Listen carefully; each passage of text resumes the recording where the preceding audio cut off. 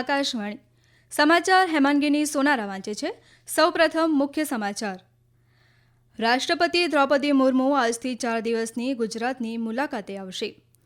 પ્રયાગરાજમાં મહાકુંભના અંતિમ દિવસે પવિત્ર સ્નાન માટે શ્રદ્ધાળુઓનો ધસારો. દેશભરમાં મહાશિવરાત્રિનું પર્વ ઉત્સાહ અને ઉલ્લાસ સાથે ઉજવાઈ રહ્યું છે.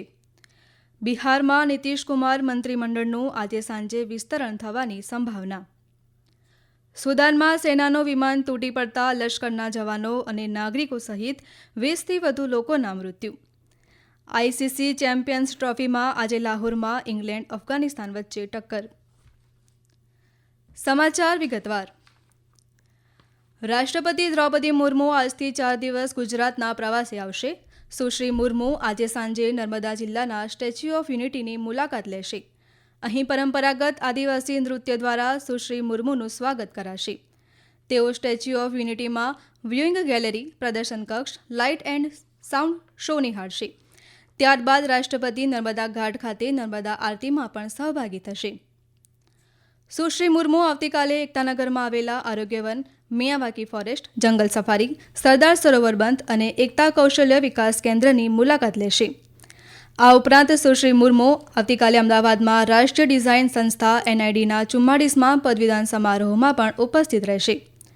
રાષ્ટ્રપતિ 28 ફેબ્રુઆરીએ ગાંધીનગરમાં નેશનલ ફોરેન્સિક સાયન્સ યુનિવર્સિટી NFSUના 3જા દીક્ષાંત સમારોહમાં ભાગ લેશે. એ જ દિવસે તેઓ ભુજના સ્મૃતિવન ભૂકંપ સ્મારકની મુલાકાત લેશે. ગુજરાત પ્રવાસના અંતિમ દિવસે 1 માર્ચે રાષ્ટ્રપતિ મુર્મુ યુનેસ્કો વિશ્વ ધરોહર સ્થળ ધોળાવીરાની મુલાકાત લેશે. પ્રધાનમંત્રી નરેન્દ્ર મોદીએ આજે મહાન ક્રાંતિકારી સ્વાતંત્ર્ય સેનાની વીર સાવરકરને તેમની પુણ્યતિથિ પર શ્રદ્ધાંજલિ અર્પણ કરી હતી. એક સોશિયલ મીડિયા પોસ્ટમાં શ્રી મોદીએ કહ્યું, રાષ્ટ્ર આઝાદીની ચળવળમાં બલિદાન, હિંમત અને સંઘર્ષથી ભરેલા વીર સાવરકરના અમૂલ્ય યોગદાનને ક્યારેય ભૂલી શકશે નહીં. અને હવે મહાકુંભ અંગેના સમાચાર.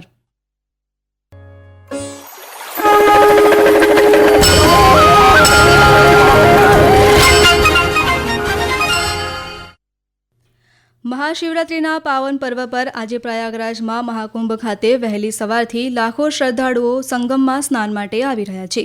આ પ્રસંગે 20 ક્વિન્ટલ ગુલાબની પાંખડીઓથી પુષ્પવર્ષા કરવામાં આવી હતી. મહાકુંભમાં અંતિમ મુખ્ય સ્નાનવિધિમાં શ્રદ્ધાળુઓની મોટી સંખ્યાને ધ્યાનમાં લઈને ઉત્તર પ્રદેશ સરકારે તમામ વ્યવસ્થા કરી છે. મહાકુંભમાં અત્યાર સુધી 65 કરોડથી વધુ શ્રદ્ધાળુઓએ આસ્થાની ડૂબકી લગાવી છે. મુખ્યમંત્રી યોગી આદિત્યનાથ વહેલી સવારથી ગોરખપુરમાં કંટ્રોલ રૂમમાંથી મહાકુંભની વ્યવસ્થાનું ઝીણવટભર્યું નિરીક્ષણ કરી રહ્યા છે. આજે સવારે 9 વાગ્યા સુધીમાં પ્રયાગરાજના વિવિધ સ્ટેશનોથી 115થી વધુ ટ્રેનોએ પ્રસ્થાન કર્યું છે. આ ટ્રેનોમાં 6 લાખથી વધુ પ્રવાસીઓએ મુસાફરી કરી છે. મંત્રાલયે જણાવ્યું છે કે મહાશિવરાત્રિ સ્નાન બાદ વધારાની ટ્રેનો દોડાવવા વિશેષ વ્યવસ્થા કરવામાં આવી છે. રેલવે મંત્રી અશ્વિની વૈષ્ણવ સમગ્ર રેલવે કામગીરીનું બારીકાઈથી નિરીક્ષણ કરી રહ્યા છે.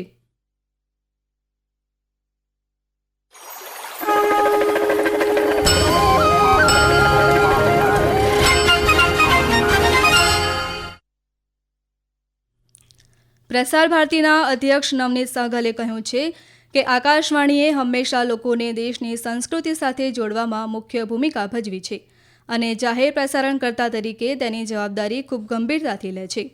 મહાકુંભના અંતિમ દિવસે તેમના સંદેશમાં શ્રી સહગલે કહ્યું કે 48 દિવસના પ્રસારણ દરમિયાન આકાશવાણીની કુંભવાણી ચેનલે ઘણા લોકોને સ્પર્શ્યા છે. પ્રસાર ભારતીના CEO ગૌરવ દ્વિવેદીએ મહાકુંભના કવરેજમાં આકાશવાણીની કુંભવાણી ચેનલના પ્રયાસોની પ્રશંસા કરી હતી. તેમણે નોંધ્યું હતું કે આકાશવાણીએ કુંભવાણી દ્વારા રિયલ ટાઈમ સમાચાર, ઇન્ટરવ્યૂ અને વિશેષ કાર્યક્રમો પ્રદાન કરીને જાહેર સેવા પ્રસારણકર્તા તરીકે તેની ભૂમિકા નિભાવી છે. આ પ્રસંગે આકાશવાણીના મહાનિદેશક ડોક્ટર પ્રજ્ઞા પાલીવાલ ગૌરે ટૂંકા ગાળામાં વિશાળ પ્રેક્ષકો સુધી પહોંચવામાં કુંભવાણીની સફળતાનો સ્વીકાર કર્યો.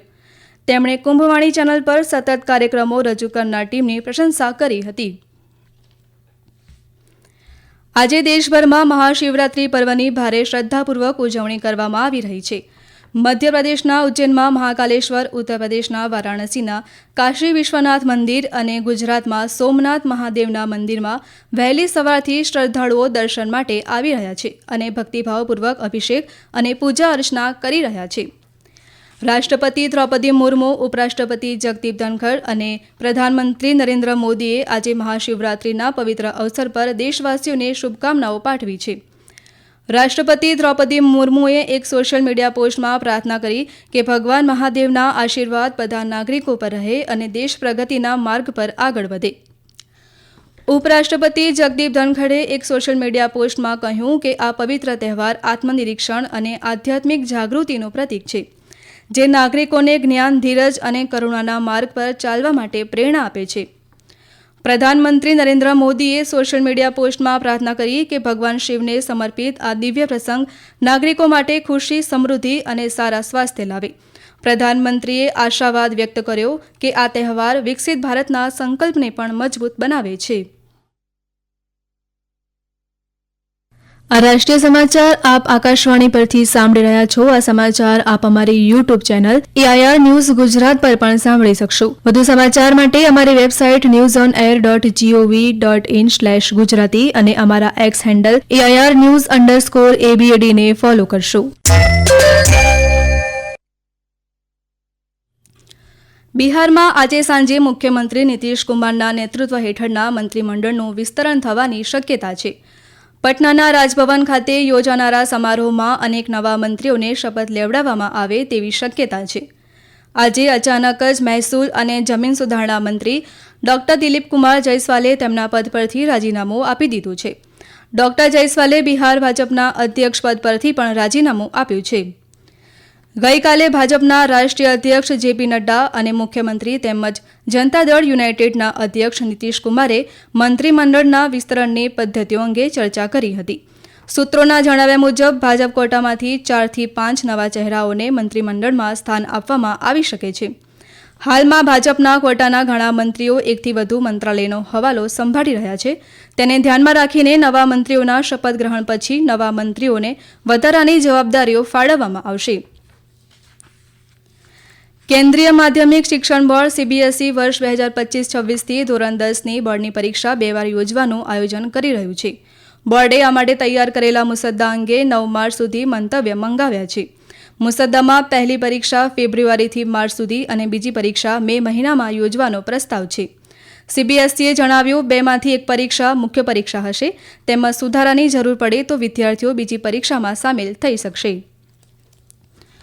સુદાનમાં ઉત્તરી ઓમદુર્માનમાં વાડી સ્થિત ખાતે લશ્કરના વિમાન મથક પાસેના રહેણાંક વિસ્તારમાં સુદાનની સેનાનું એક વિમાન તૂટી પડતા લશ્કરી કર્મચારીઓ અને નાગરિકો સહિત 20થી વધુ લોકોના મૃત્યુ થયા હતા.